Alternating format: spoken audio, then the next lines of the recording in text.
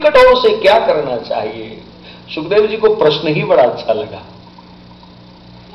एकदम सुखदेव जी के मुखमंडल पर मुस्कान आई और मुस्कुराते हुए अपनी वाणी का उन्होंने उद्घाटन किया। श्री सुखदेव जी प्रारंभ कर रहे हैं अपनी वाणी को। एक बार जय घोष कर दीजिए, बोलो सुखदेव महाराज की। तो अपनी वाणी के उद्घाटन में उन्होंने परीक्षित के प्रश्न की प्रशंसा करी। देखो ये श्रोता का व्यवहार कैसा होना चाहिए, श्रोता को किस ढंग से बात करनी चाहिए, ये परीक्षित से कोई सीखे कि बोलने वाला प्रश्न की ही प्रशंसा कर रहा है, जबकि वो परीक्षित की प्रशंसा करने नहीं आए थे।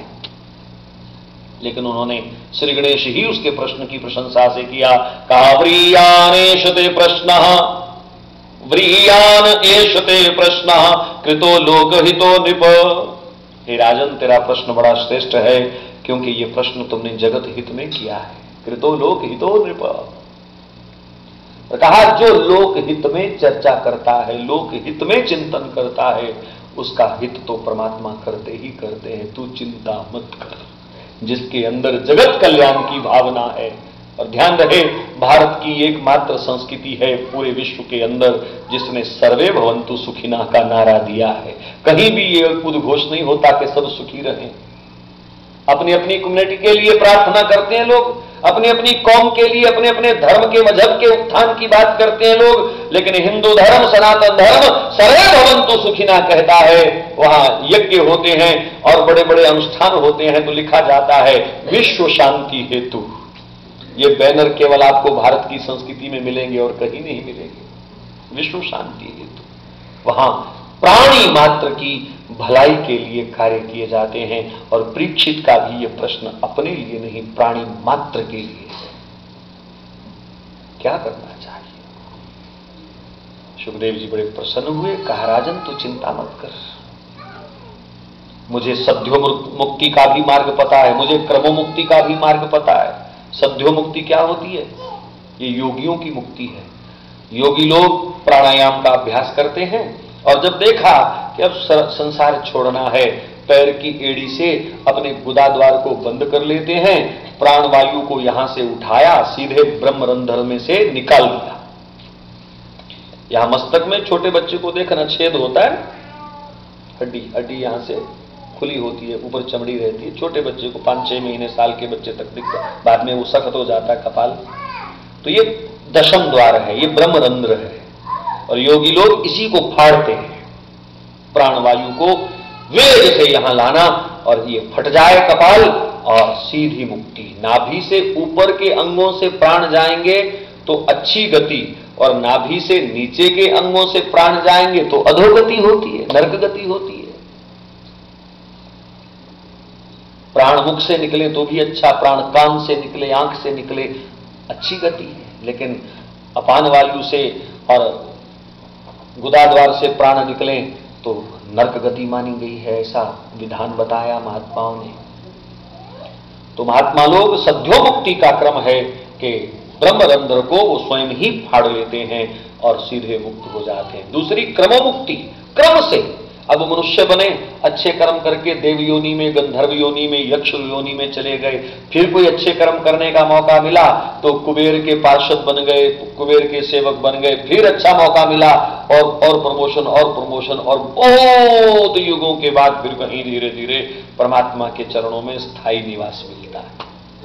मुक्ति के और भी अलग अलग संप्रदायों में अलग अलग विधान बताए गए। कैवल्य मुक्ति, वैष्णवी मुक्ति, अनेक प्रकार के भेद हैं। वैष्णवी मुक्ति बड़ी बढ़िया है। वैष्णव कहता है, संत कहता है, प्रभु मुझे मुक्त नहीं होना, मुझे मुक्त नहीं होना। अगर मैं मुक्त हो गया, अगर मैं तुम में मिल गया वापिस, तो तुम्हारी पूजा कौन करेगा, तुम्हारी आरती कौन करेगा, तुम्हें भोग कौन लगाएगा, तुम्हारे वियोग में कौन रोएगा, तुम्हें याद कौन करेगा है? इसको भेद भक्ति भी कहते हैं। परमात्मा में और अपने में भेद रखना। वेदांत कहता है अहम ब्रह्मस्मि, मैं ब्रह्म हूं, तत्त्वमसि, जो तू है वही मैं हूं। प्रभु एक ही रूप है, हम दोनों अंश और अंशी एक ही होते हैं, इसमें कोई संदेह नहीं है। लेकिन वैष्णव संप्रदायों में भक्त अपने आप को भगवान से अलग रखता है। तू दाता मैं भिखारी, तू तू ईश्वर मैं तेरा पुजारी। सेवक और सेव्य दोनों में अंतर बना रहता है। ये वैष्णवी मुक्ति है, इसका भी अपना सुख है। मीरा, सूर, तुलसी इत्यादि इसी मुक्ति के उपासक रहे, उन्होंने कभी भगवान में मिलने की चेष्टा नहीं करी। तो परीक्षित श्री सुखदेव जी महाराज के चरणों में बड़े विनम्र भाव से बैठे हैं। कहा, मैंने जो कलयुग के लिए मार्ग सुना है, सब ऋषियों ने मिलकर के जिस मार्ग का चयन किया, एतन्न विद्यमानानाम इच्छिताम कुतो भयम योगिनाम नृप निर्णीतम हरेर नाम अनुकीर्तनम। कली काल के अंदर मुक्ति का उपाय केवल हरिनाम संकीर्तन है। और अनुकीर्तन शब्द का यहां प्रयोग है, हरेर नाम अनुकीर्तनम।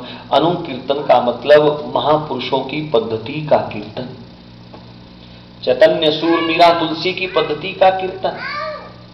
माफ करना, मन घड़ंत भजन जब लोग गाते हैं जिसमें आधा सच होता है आधा झूठ होता है।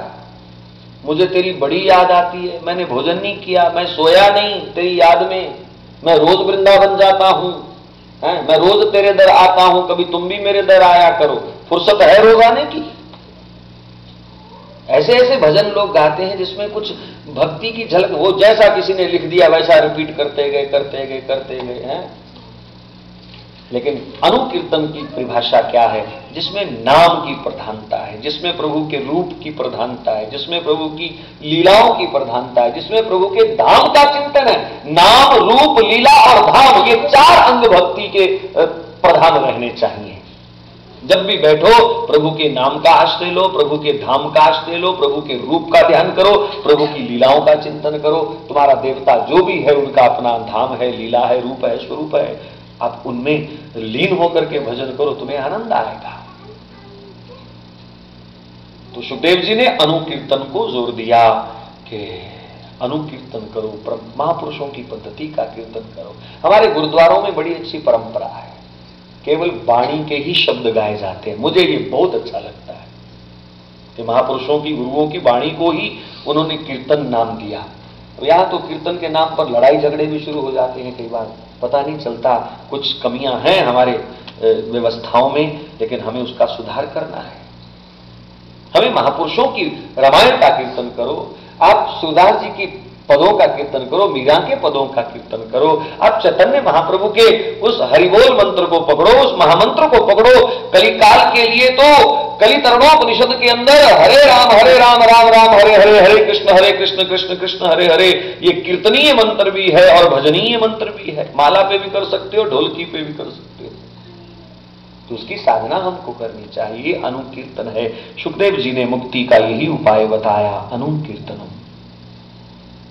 और कीर्तन की एक और बड़ी जो विशेषता है, भाव कुभाव अनथ आलसहु नाम जपत मंगल दिशि दसहु। भाव से जपो तो भी बेड़ा पार, और कुभाव से जपो तो भी बेड़ा पार। बहुत सारे लोग कहते हैं महाराज मन नहीं लगता, भजन करते करते मन कहीं और चला जाता है। जाने दो, जहां जाता है जाने दो इसको। ये जन्म जन्म का बिगड़ा हुआ मन है, जहां जाता है जाने दो। देखो, भोजन करते करते अगर तुम्हारा ध्यान ऑफिस में चला गया तो भोजन तो तुम्हारे अंदर जाएगा, पेट भरेगा कि नहीं? और भोजन करते करते अगर तुम नोट गिनना शुरू हो गए तो भी पेट तो भर ही जाएगा। भोजन करते करते तुम परिवार में चले गए, उलझ गए, कहीं भारत में तुम्हारा घर में ध्यान चला गया तो मन कहीं और था। भोजन करते करते पेट तो भर ही जाएगा। ऐसे ही इस बात की कभी चिंता नहीं करनी कि मन नहीं लगता इसलिए भजन भी छोड़ो। मन लगे ना लगे, लेकिन हमको भजन करना है। एक ना एक दिन ये भूली भटकी गाय भगवान की वंशी सुनकर के पास आ ही जाएगी। भगवान से प्रार्थना करो, प्रभु ये मेरा मन भी एक भूली हुई गाय है, इसे पकड़ करके अपने पास ले आओ, इसे अपने वंशी की तान में, इसे अपने रूप माधुर्य में आप बांध लीजिए ना, इसे अपने निकट रखिए ना। ये क्यों जाता है मन शरारती, इधर उधर क्यों जाता है? धीरे धीरे वैराग आएगा। गीता में भगवान ने दो ही उपाय बताए मन को नियंत्रित करने के, अभ्यास और वैराग। बार बार मन बार बार जाता है, उसे बार बार लाओ, चल चल वापिस, चल वापिस। बच्चा बाहर जाता है तो बार बार उसे मोड़ते हो कि नहीं?